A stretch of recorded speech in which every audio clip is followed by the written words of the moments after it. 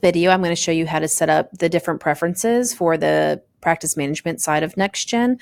There's different areas that you need to go into to set up your preferences, but they're super easy. So what you're going to do is you're going to go to Admin, click on Preferences, click on User, and as you can see, you have the different locations that you can do, which is General, Location, and Scheduling. The only ones that we're going to use are the General preferences and the scheduling preferences. So first I'm going to go into general. Once you get to your preferences, there's multiple tabs listed at the top of the screen that you can make changes to. We don't need to make changes to all of them, but this will allow you to do kind of modify what you see. The toolbar options, you have toolbar captions, which if you take this off, you just have your icons. You don't have any of the lettering below it. You would have to hover over it to see what it is. So we're going to go back and turn that on. The toolbar tips or toolbar tool tips, you can change the color. You can make it blue. You can make it gray. You can make it orange. You can make it red. So I will show you. That changes that. And as you can see, all of our display names of what each icon is back. So I'm going to put it back to the tan because that's the color that I prefer to see. But when you first log into NextGen, it's automatically set to tan. I go ahead and set everybody up to how my preferences are. That's just what I prefer. And then that way you can change anything you want from there. We also want to make sure the mail options, we're looking at NextGen because not everybody has an Outlook. So we want to make sure that we're looking at NextGen.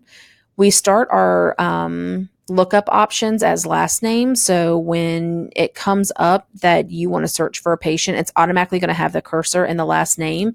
If you prefer something else, like you want the cursor to automatically start in the medical record number, you would just change it to here. So that way, when you go to chart to look the patient up, you can see the cursor is right in the medical record number. That's a user preference. Sometimes you don't have the medical record number, so you want to type in the last name. So it's really just depending on how you want your preferences set up. We also have do not refresh search list after updating. So we just have that marked.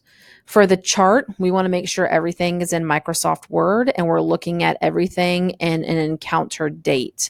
We have show the patient information bar.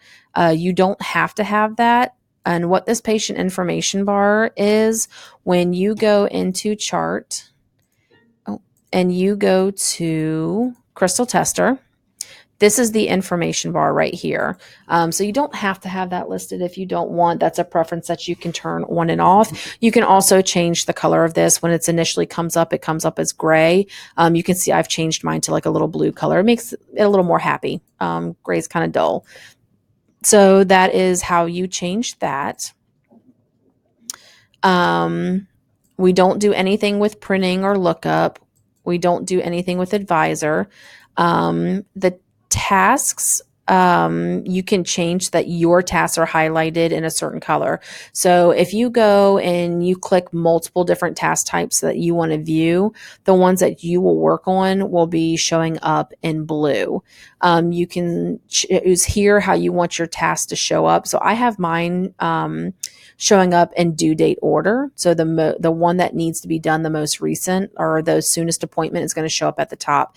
So when we do our tasks in the PM side, we automatically put a due date on there, and that's why it automatically sorts by due date. So our due date is really the patient's appointment date. And this allows us to work on the ones that are coming up the soonest first.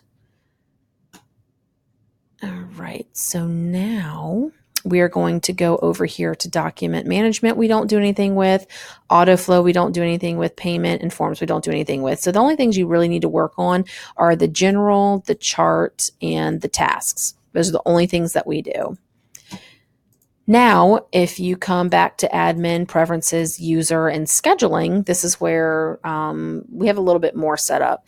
So we start under the general tab. We start with our day at 6:30 in the morning for MRI. So we just automatically have it where when we bring up our appointment book, the first time that you'll see the earliest time is going to be 6:30. Now we don't schedule everybody at 6:30. That's only for the MRI department, but that's still how we search for appointments. That's the first time we have available.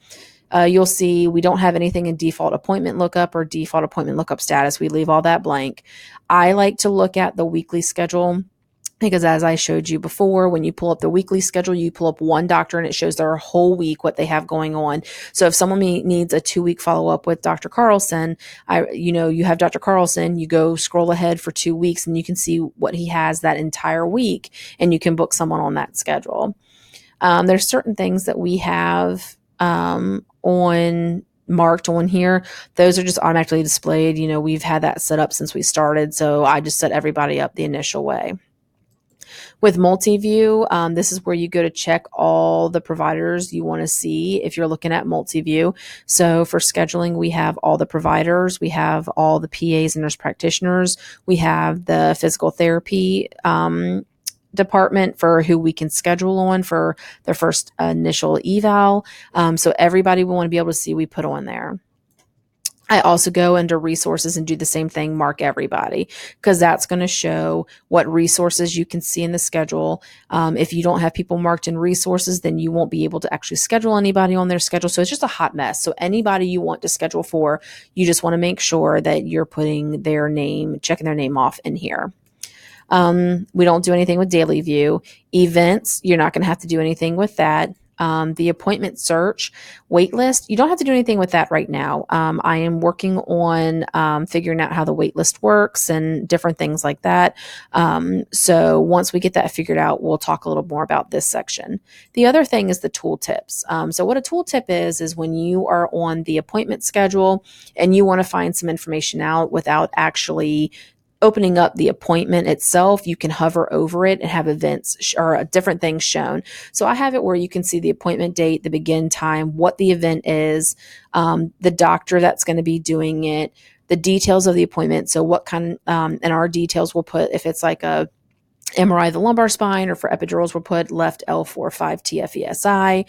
You can see who created it, who modified it, what their primary insurance is, and what their secondary insurance is. So for that, I'm going to show you, if you hover over this person here, it will bring you everything you need to know. So you can see that they have Blue Cross Blue Shield, but they don't have any other insurance. It'll tell you what their appointment type is and different things like that. And that is how to set up the different preferences or change your preferences to make it specified or modified to how you like to see it. That's where you would go to do that. So that is preferences for the practice management side.